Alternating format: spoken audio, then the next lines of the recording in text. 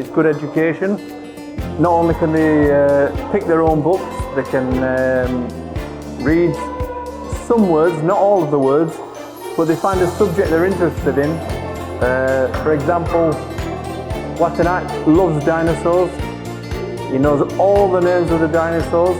There's history books, there's story books, there's painting books, and they can choose their own book and learn new words, and it's very good for them. And when they've read one book, they put it back where it belongs, nice and neatly, change it for another book. That's why I bring the students here.